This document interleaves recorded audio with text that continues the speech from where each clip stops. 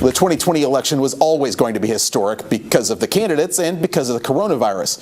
So what can we learn from it? Professor Katie Owens, who teaches government at Kilgore College, joins us now.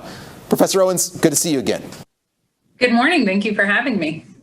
Well, as far as Texas is concerned, do you see any surprises from the results from Tuesday night?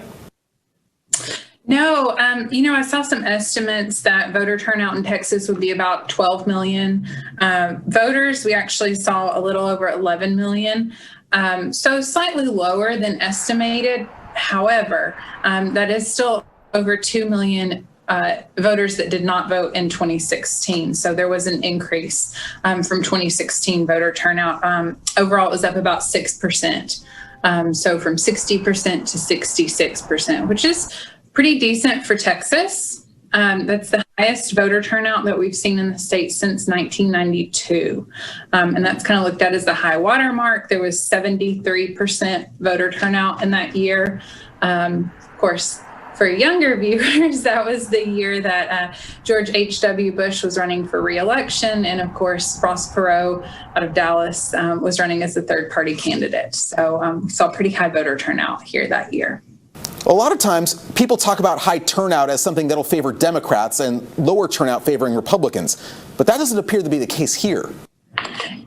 Yeah, so that's another, I think, interesting thing. Democrats, I think, were hoping to turn out a lot more voters than they did, particularly within some of the demographic groups, younger voters, new voters, and Latino voters. Overall, it appears, and we don't quite have final numbers yet and probably won't for a few more days, but it appears that the Latino vote, which did go at higher numbers to Clinton, kind of trailed off a little bit for Biden. I believe part of that was because there's less enthusiasm there. Biden's name is not as well known, despite being vice president, as perhaps Hillary Clinton's name was. A little bit lower enthusiasm as well, especially if you compare to maybe Beto O'Rourke's race in 2018 in the midterms. So I think all of those factors kind of contributed to a little less enthusiasm among groups that we would likely consider stronger Democratic groups.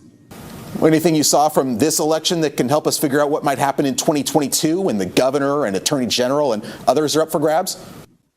Well, stop me if you've heard this before, but Democrats are pretty confident in their chances that Texas is going to turn blue. They've been saying that since the mid-90s. So, we'll see. It's always a turnout game. So who's going to show up and vote? Who are they going to vote for? Right. So Democrats clearly have some work to do in Texas, but overall, it appears the state party is pretty hopeful as to what's going to happen kind of moving forward in the state. And given vote shares here in Texas, it does appear that Texas has transitioned from just a solidly Republican state to a state that is going to be a little bit more competitive.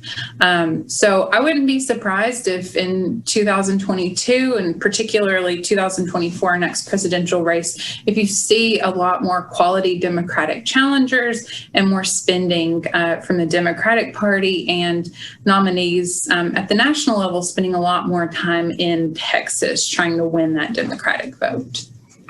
Well, as we talk about turnout, I'm curious if you have any thoughts on this, that Republicans were campaigning in person throughout the entire cycle, and Democrats took several months off where they were online only because of the pandemic. Do you think that difference in strategy had an impact one way or the other? Yes, maybe not so much here in East Texas, but I believe we did see an impact in some border counties and in the Rio Grande Valley area in particular. Voters there, especially Latino voters, respond really well to grassroots organizing. So boots on the ground, getting out there, speaking face to face, very much kind of retail politics would be what we call it. So they want to build trust with the candidate personally. And the only way to do that is by getting out there and talking to people in person. So I think that's one reason why we saw some of that Latino vote fall off for Joe Biden and for other Democrats, because they weren't out there campaigning and canvassing face to face.